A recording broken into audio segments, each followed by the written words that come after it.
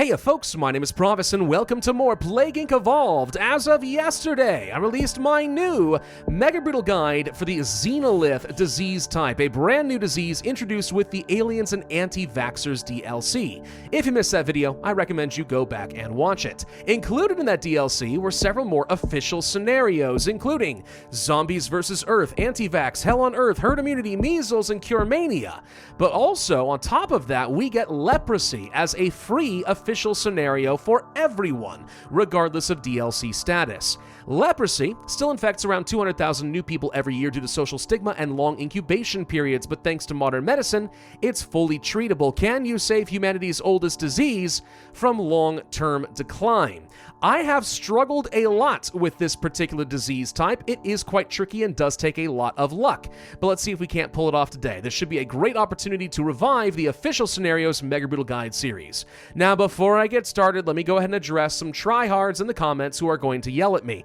I don't really care if I get 3 stars on every single official scenario. Some of them that's easy to do, some it's incredibly difficult, and I do unfortunately have a life. They are not as consistent as the main campaign. So what I'd rather do is put together a strategy that is pretty consistent for the average player, and then you guys are free to optimize as much as you would like. That's my philosophy. Now with Leprosy, for some reason this is listed as a parasite disease type.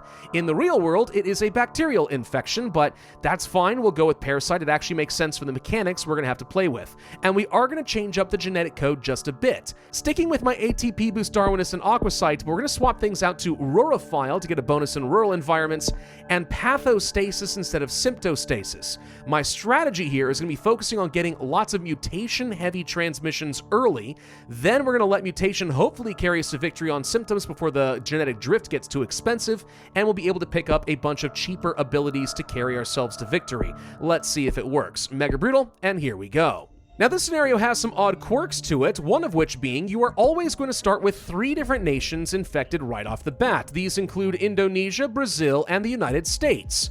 Why the United States? I have no idea, and that concerns me about my home country because it makes me think there might be something going on with our leper population that I don't know about.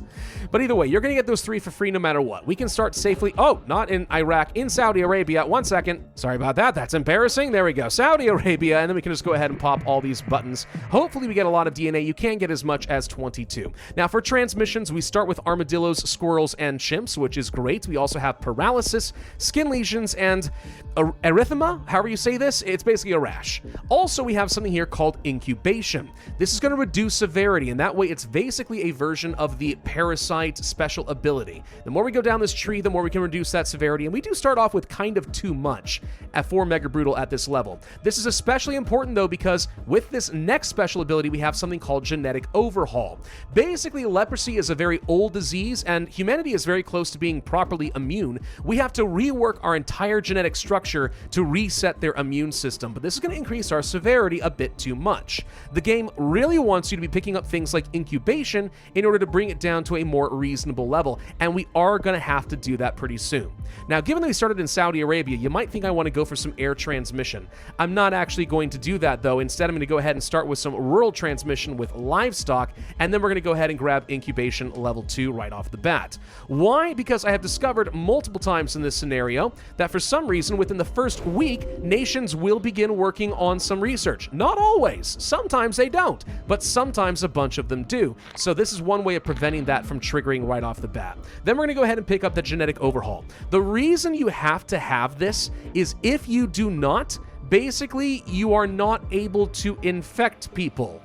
Barely, anyway. Like, everything seems to be nerfed across the board. I'd have to look under the hood to see exactly how the numbers work, but it's really important we pick this up. Otherwise, your spread rate is just going to be absolutely atrocious. So going back to transmissions, I want to focus a bit on rural. Why? Well, because we do start off with 2 nations that are rural. That's going to be Brazil and Indonesia. The US is considered to be urban, and Saudi Arabia is none of the above. So I'd like to go ahead and grab this, get some of that extra mutation chance going fairly early on. The reason mutation chance is important here is because there are a handful of very cheap little symptoms I'd like to get, but really what I want to do is focus down one path. I want to get up over here.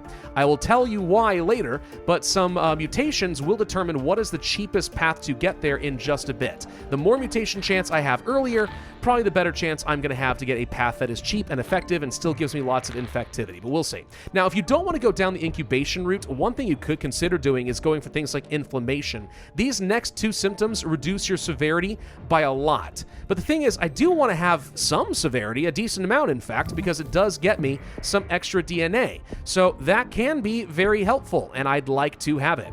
We're going to go for the rodent transmission here because that urban transmission type will help, and then I probably want to go ahead and grab birds next for a little bit of land transmission. Afterwards, we can focus on getting, let's say, some water transmission, since again, Indonesia, Brazil, and such, those are considered to be wet nations. This will help me some transmission there. Yes, I know they're not exactly going to be mutation heavy, but we need them to get into places like Greenland anyway, so we'll go ahead and pick some of that up. Again, just trying to kind of nail down my transmissions early before that genetic drift becomes too dang expensive. So this is all taken care of. I'm telling you that this scenario is actually quite rough. Like, I've had a lot of trouble actually getting this one to work. Let's go ahead and work on some cold and drug resistances here pretty soon. I'm not really eager to go for the drug resistance too early. It's more important I go ahead and grab things like some cold resistance, so we'll be able to spread faster in a few places like Russia if we can get there, which we have not yet. Now we can go for things like drug resistance level 1 and for level 2, since we are getting into places like Europe, and that's going to help spread a lot more. We also want to grab genetic hardening kind of early on because, well, you need as much time as you can get in this scenario. They are going to be working on a cure for you fairly aggressively. We might even need to go for a second level of this. Also, in order to get to genetic reshuffle, you have to have one level anyway. That's not really going to be an option for us. Now, beyond that, let's go back to our symptoms. So, not a lot mutated that I was hoping for. I mean, coughing and sneezing are good. Do not get me wrong. These are okay options. I'm going to go for the cheapest path I can think of to get up this direction, though, and that is going to be things like deformations, induration, which is going to slow down the cure, and then we can go for abscesses, which is a fair bit more infectivity as well. This will lead to rapid abscesses, and then finally the step that I'm looking for. This is where things are going to be risky, because we've increased our severity by a lot. Now, weirdly enough, I don't think that I knew this until recently, but severity does actually reduce the cure speed a little bit, which is interesting, and I was not aware of that previously, but yeah, having that can be nice. That said, it's still a little bit too high. I don't want to provoke people to close down their ports. Let's get incubation level 3. This is going to reduce severity a bit more, so it's still below that halfway point. The real test here is, are we going to be able to get into Greenland and the Caribbean and stuff like that? Some of these key islands we've got to be able to get very early on. I could go for that genetic hardening level 2 now, and I'm going to, but then we're going to swap back over to symptoms, and we're going to pick up rapid abscesses. What does this lead to? Our good friend, necrosis. Now, we have to pick this up kind of early on, unfortunately, because if we do not, I find that you pretty much never are going to be able to beat the cure, so we have to take a risk here and pray that we're still going to be able to get into places like Greenland before they shut me down. Getting pneumonia mutated for free certainly does help. It's actually quite expensive for some reason down this far in the tree, like 16 points or more, so that was actually a very nice pickup. I like that. Now, beyond necrosis, there are some nice things here like epidermal failure, increases lethality by a lot, but at this point, I don't think we're going to have enough DNA to make that work. So what I probably want to do is grab something like drug resistance level 3. So we'll do that. Just got a little more expensive. Never mind. What are we missing? The Caribbean and Greenland. Okay, so far they are still open. Got Caribbean. Okay, hoping to see Greenland hit pretty soon. Let's get that drug immunity. That is going to make things like spreading in Russia very fast. Poland and Sweden are still holding out on me, but that's because we haven't spread into their neighbors very much. Please get a boat. Thank God. Okay. So we're looking okay right now. This actually might work. But don't get too excited here, because I have found that this scenario is really weird. Sometimes nations will just, like, let's say, execute their infected, close down their land borders, and then you will never be able to get into that country again. I've had that happen multiple times. I've also found that even if you kill literally 99.9% of the population, sometimes they will still have half of their research active. It's absolutely crazy. I hate it, but that's what we have to work with. I am going to go ahead and pick up something like some heat resistance level 1 and level 2 if we can. Not necessarily because I'm trying to spread faster in Africa, though that is helpful, but because the last thing that can really help me is environmental hardening. There's no other transmission types that are going to help me at this point. No other symptoms I have to have, and I'm really relying on mutation chance to give me a bunch of freebies. I'd love to get that epidermal failure here, but environmental hardening would still help me in places like, I don't know, let's say Greenland. That said, at 80-something points, that is Not happening anytime soon here. We are going to fully infect places pretty quickly. Is anything left? Nope, that's it. So at this point, it all comes down to getting as much lethality as possible. We're going to go ahead and grab that epidermal failure since I can afford it. That goes to organ exposure for our last one in this tree, and that is a lot of lethality. If we get it for free, that would be amazing.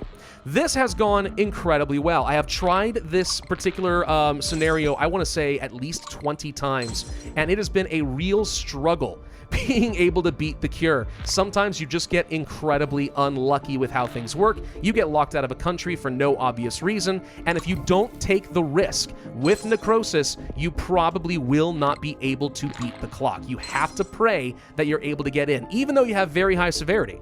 Now, at this point, most of the world is dead. We've got a pretty decent amount of DNA. I could try to spend some of it for anything here. We'll just go ahead and grab, let's say, immune suppression to speed things up a little bit. There are some other nice little symptoms down here, but let's be honest. Necrosis and everything that follows, those are the real prize. We're going to end up around 80% cure progress, trying to break it before it gets to 81%. We'll see if that happens. Notice, by the way, 100%. It's rounding up, and we still have like 20, 30-ish. Yeah, about almost 30% cure progress still working. Like, these last people are incredibly good at their jobs. Like, geez, you want to talk about like some underappreciated, you know, the kind of people in college who are working in a group project and they somehow manage to carry them to getting an A every time. It's because of those people. They're the ones who survived at the very, very end. But there we go. Now, despite that being a very, very good attempt, shockingly good, one of the best I've had at 400 days and 82% cure progress, that was still only 2 stars. Which I find incredibly frustrating because I feel like we should have had a pretty solid run there. So, yeah, this is a tough scenario. Prepare to bang your head against the wall. Follow the strategy I'm going for. Go for those transmissions, get the pathostasis, get the key symptoms you need while they're cheap before the genetic drift gets too crazy, and then otherwise just focus on resistances. That's kind of all I think you can really do to even stand a chance in this scenario. It's rough. It's a good one, but it is rough. And one of the things that I think is so cool, I know we're just kind of waffling here, but one of the things I think is really cool is that I honestly did not know a lot of stuff about leprosy until I started this scenario. When I think about leprosy, I think of like biblical leprosy. Leper colonies, incredibly contagious. If you touch people, you're going to catch it. No, that is not how it works. It's actually not very contagious at all, and not by touch. So yeah, there's a lot I learned about leprosy just from doing this scenario, which I think was the entire point of it being added into the game and making it free for everybody. A pretty cool addition. Thank you all very much for watching. I know this is a tough one, but try to follow that guide. Don't get too frustrated. It will eventually work, as you just saw. Keep going, and if you can find a way to make this 3 stars, let us know in the comment section down below. I would absolutely love to hear it. Hit that like button if you did enjoy this video and you're looking forward to the rest of the official scenarios. Leave a comment, subscribe, and I will see you guys next time.